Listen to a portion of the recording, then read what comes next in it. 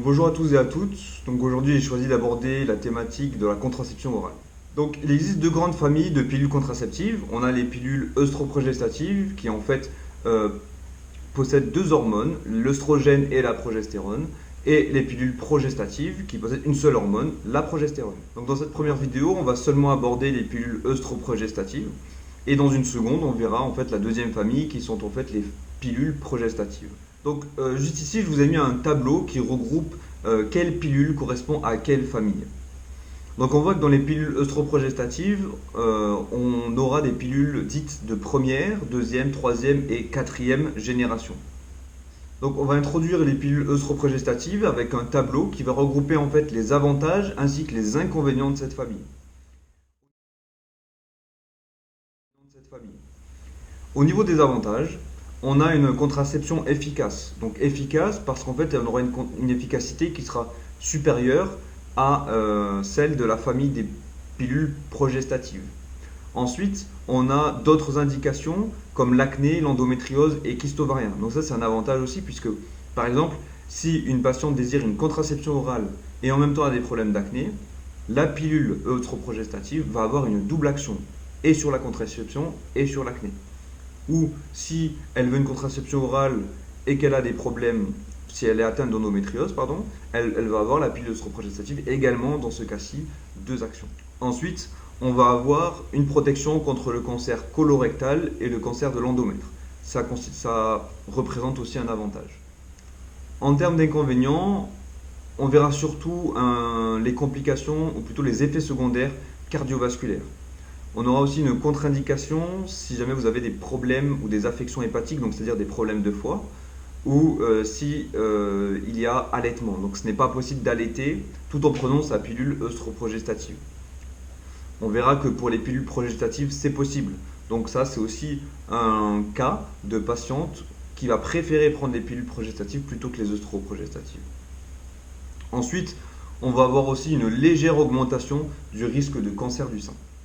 Maintenant qu'on a vu les avantages et les inconvénients de ces pilules œstroprogestatives, finalement, à quels effets secondaires doit-on s'attendre? Donc déjà, il faut savoir que les pilules œstroprogestatives, elles provoquent en fait une augmentation de la tension artérielle. Donc ça va être problématique chez une femme qui a déjà des problèmes de tension, par exemple une femme qui serait hypertensive. Et donc là, elle va peut-être se tourner vers les pilules progestatives également, plutôt que les pilules œstroprogestatives. Elle provoque également une augmentation du risque d'infarctus. Et pour représenter ce risque, on va avoir quelques chiffres. Donc par exemple, pour une femme de moins de 35 ans, dans un groupe de femmes de moins de 35 ans, on va recenser 0,03 cas d'infarctus sur 10 000 patientes. Donc en fait, on voit que chez une femme en parfaite santé, et jeune en plus, il y a déjà ce risque d'infarctus. Par contre, chez une femme de moins de 35 ans et qui fume plus de 10 cigarettes par jour, on va trouver dans ce groupe de femmes 0,3 cas sur 10 000 patientes. Donc ici, le fait de fumer multiplie le risque par 10. Et chez une femme de plus de 35 ans et qui fume plus de 10 cigarettes par jour, dans ce groupe de femmes-là, on va trouver 4 cas sur 10 000 patientes. Donc là, on a multiplié le risque par 10 également. Donc pour une patiente qui fume régulièrement et qui n'envisage pas d'arrêter, il est peut-être préférable d'éviter les œstroprogestatifs dus notamment à leurs effets secondaires cardiaques. Pour une patiente non fumeuse, le risque il est extrêmement faible, mais il existe.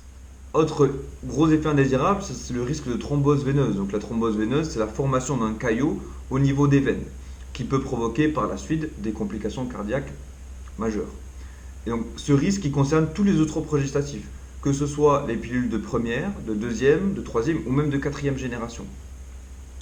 De nouveau, c'est un risque qui existe mais qu'il faut relativiser, donc il est relativement faible mais il va augmenter et il va notamment augmenter selon la génération de la pilule, puisqu'en fait la pilule de troisième génération présente 2 fois plus de risques de contracter une thrombose veineuse que la pilule de deuxième génération.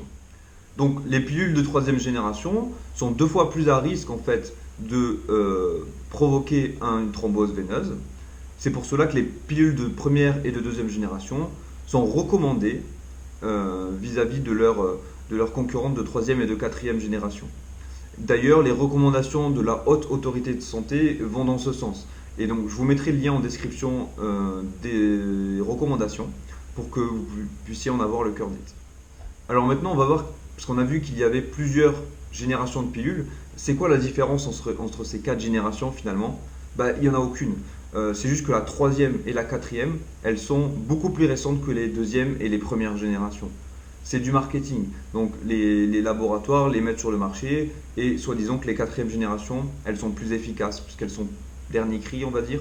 Mais c'est totalement pas vérifié, puisque les études, et jusqu'à aujourd'hui, prouvent que l'efficacité est la même, quelle que soit la génération de la pilule. Donc maintenant, on va voir les modes de prise de ces pilules œstroprogestatives, puisque c'est important aussi à voir. C'est aussi un motif de choix, c'est-à-dire que c'est aussi quelque chose qui va compter dans le choix de la méthode contraceptive. Donc il y a trois modes en fait de prise selon les pilules œstroprogestatives.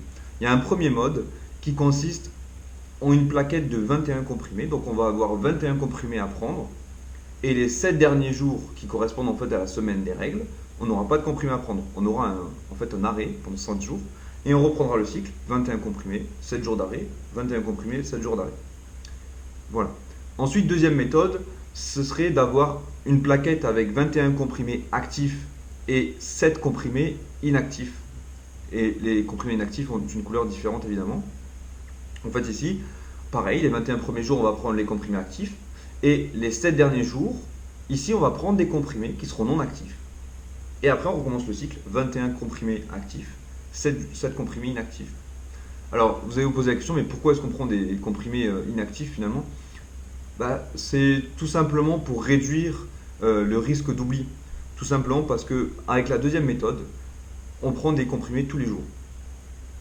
Et le fait d'en prendre tous les jours, bah, on oublie moins. Alors que la première méthode, on avait donc 21 comprimés et après on avait 7 jours d'arrêt.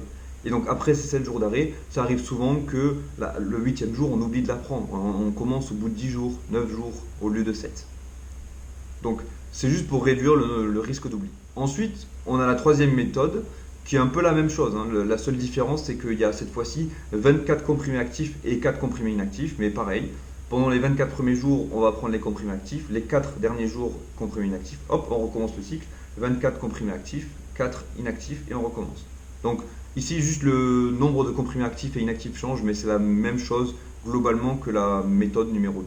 Donc maintenant, que peut-on en conclure sur cette méthode œstroprogestative? Donc finalement, si on opte pour une méthode œstroprogestative, il faut choisir et il faut privilégier les pilules de première et de seconde génération. Pourquoi? Parce qu'elles ont 2 fois moins de risque de provoquer une thrombose veineuse et parce qu'elles sont tout aussi efficaces que les troisième et quatrième générations. Aussi parce que les pilules de première et seconde génération sont toutes remboursables. Donc c'est aussi une raison. Donc finalement, en fait, la méthode contraceptive, elle va être choisie selon la patiente, selon le profil de la patiente. Et donc finalement, peut-être il va falloir essayer plusieurs pilules avant de trouver la vôtre. En fait, la meilleure pilule, ça sera celle que vous prendrez tous les jours, sans qu'elle vous incommode. Et dans ce cas-là, alors le pouvoir de contraception sera optimal. Voilà, donc c'était tout pour les pilules œstroprogestatives. Donc on se retrouve dans une prochaine vidéo pour voir les pilules progestatives. Et je vous dis à bientôt donc pour la prochaine vidéo.